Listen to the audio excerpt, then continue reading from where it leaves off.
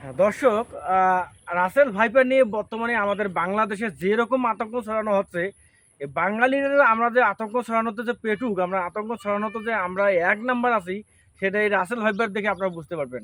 আপনারা দেখবেন যে রাসেল ভাইপার নিয়ে এখন হাজার হাজার ফেসবুক পেজ আপনারা পাবেন।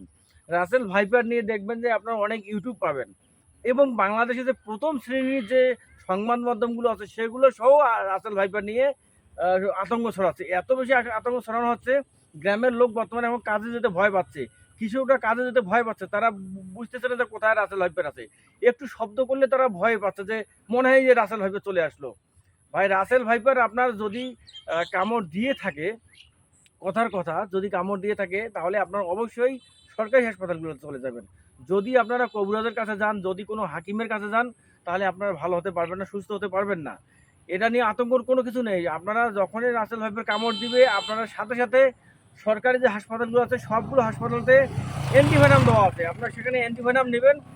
এমনকি এখন এ পর্যন্ত কি আপনারা শুনতে পেরেছেন যে সরকারি হাসপাতালগুলোতে যাওয়ার পরে, সাপের কামড় দেওয়ার পরে মানুষ এবং এই যে রাসেল ভাইপারের কামড়ে তা সে এখানে অ্যান্টিভেনাম পায়নি, এরকম তো কোনো আতঙ্ক এখন, এরকম তো কোনো সংবাদ এখন আমরা শুনতে পাইনি। এই রাসেল ভাইপারের কথা এমন এমন ছড়ানো হচ্ছে, বলতেছে যে রাসেল ভাইপার দিনে নাকি 40-50টা করে বাচ্চা জন্ম দিচ্ছে প্রতিদিন। আবার কেউ কেউ বলতেছে এখানে 1000 রাসেল ভাইপার পাওয়া যাচ্ছে। এবার কেউ কেউ বলতেছে যে রাসেল ভাইপার আজকে অমুক শিশুর মৃত্যু, কালকে তমুক শিশুর মৃত্যু। এগুলো সম্পূর্ণ ভুয়া ছড়ানো হচ্ছে। 2013 সাল থেকে এখন 2024 সাল পর্যন্ত, এ পর্যন্ত আপনার মনে করেন যে মাত্র সারা বাংলাদেশে 69 জন লোক মারা গেছে সাপের কামড়ে। এটা অত বেশি কিছু না তো। আর যদি আপনারা যে কয়েকজন মারা গেছে আপনার খোঁজ নিয়ে দেখবেন যে হাকিম হুকুমের কাছে গেছে।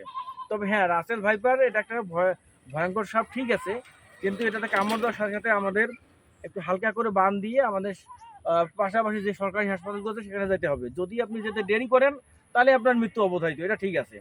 তার কারণ হচ্ছে যে এটা আস্তে আস্তে আস্তে আস্তে আমাদের কিডনিগুলোকে ড্যামেজ করে দেয়। দেওয়ার পরে আমরা কি হার্ট অ্যাটাক করে আমরা মারা যাই। এটা এই জন্য আমাদের রাসেল ভাইপারে সতর্ক থাকতে হবে। কিন্তু এত বেশি আমাদেরকে আতঙ্ক ছড়ানো হয়েছে যে আমাদের কৃষকের এখন কাজে যেতে ভয় পাচ্ছে। এই জন্য আমাদের এটা ভয় করা যাবে না। আমাদেরকে অবশ্যই সচেতন থাকতে হবে। কবিরাজের কাছে গেলে হবে না, এটা মনে রাখবেন।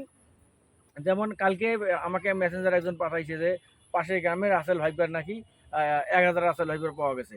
কিন্তু আমি খোঁজ নিয়ে দেখলাম যে একটাও পাওয়া যায় নাই। এগুলো সব ভুয়ানো ছড়ানো হচ্ছে। এই বিষয়গুলোতে সতর্ক থাকবেন, ভালো থাকবেন। ধন্যবাদ সবাইকে।